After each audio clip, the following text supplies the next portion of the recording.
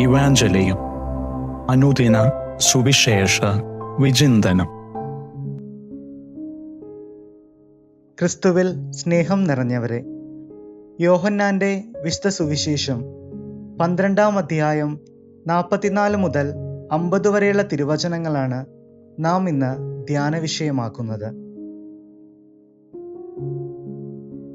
യോഹന്നാന്റെ സുവിശേഷം അനുസരിച്ച് യേശു ജനക്കൂട്ടത്തോട് പറഞ്ഞ അവസാന വാക്കുകളാണ് ഇന്നത്തെ സുവിശേഷത്തിൽ നാം കാണുന്നത്.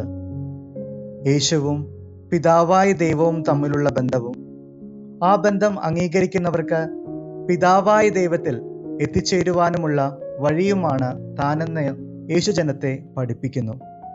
2 കാര്യങ്ങളാണ് ജനങ്ങൾ ഇതിനായി ചെയ്യേണ്ടത്. 1, യേശുവിൽ വിശ്വസിക്കുക. 2, യേശുവിൻ്റെ വാക്ക് കേട്ട് പ്രവർത്തിക്കുക. രണ്ടാമതായി, ഇരുട്ടിനെ അകറ്റാൻ ലോകത്തിലേക്ക് വന്ന വെളിച്ചമെന്നാണ് യേശു തന്നെ വിശേഷിപ്പിക്കുന്നത്. ഈ വെളിച്ചം യേശു മനുഷ്യവർഗത്തിലേക്ക് കൊണ്ടുവരുന്ന സത്യത്തെയും രക്ഷയെയും മാർഗനിർദ്ദേശത്തെയും സൂചിപ്പിക്കുന്നു. മൂന്നാമതായി, ഭൂമിയിലെ തൻ്റെ ദൗത്യം യേശു വ്യക്തമാക്കുന്നു. താൻ ഭൂമിയിലേക്ക് വന്നിരിക്കുന്നത് ലോകത്തെ വിധിക്കാനല്ല, രക്ഷിക്കുവാനാണ്. യേശുവിൽ വിശ്വസിക്കുന്നവർക്ക് രക്ഷയും നിത്യജീവനും വാഗ്ദാനം ചെയ്യുക എന്നതാണ് യേശുവിൻ്റെ പ്രാഥമിക ലക്ഷ്യം. എന്നിരുന്നാലും യേശുവിൻ്റെ വാക്കുകളും പഠിപ്പിക്കലുകളും നിരസിക്കുന്നത് നമ്മെ ന്യായവിധിയിലേക്ക് നയിക്കും. യേശുവിൻ്റെ പഠിപ്പിക്കലുകൾ കേട്ടാൽ മാത്രം പോരാ, അത് ഹൃദയത്തിൽ ഉൾക്കൊള്ളുകയും പ്രവർത്തിക്കുകയും വേണം.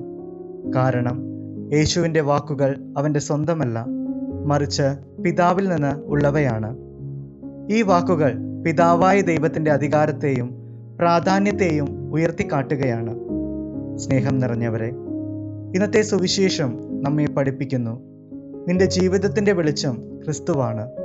ആ ക്രിസ്തുവിനെ നോക്കി സഞ്ചരിക്കുവാനും അവൻ്റെ വാക്കുകൾ നിത്യതയിലേക്ക് നയിക്കുമെന്ന് അറിഞ്ഞുകൊണ്ട് അവൻ്റെ വചനമനുസരിച്ച് വിശ്വസ്തയോടെ ജീവിക്കുവാനും നീ പരിശ്രമിക്കുക. അങ്ങനെ ദൈവസ്നേഹത്തിൻ്റെ ശക്തിയിലൂടെ വിശ്വാസത്തിലേക്കും അനുസരണത്തിലേക്കും പരിവർത്തനത്തിലേക്കും കടന്നു വന്നുകൊണ്ട് പ്രകാശത്തിൻ്റെയും രക്ഷയുടെയും ഉറവിടമായ ക്രിസ്തുവിലേക്ക് കടന്നു വരുവാൻ ദൈവത്തിൻ്റെ ഈ തിരുവചനങ്ങൾ നമ്മെ ഓരോരുത്തരെയും സഹായിക്കട്ടെ. ആമേൻ.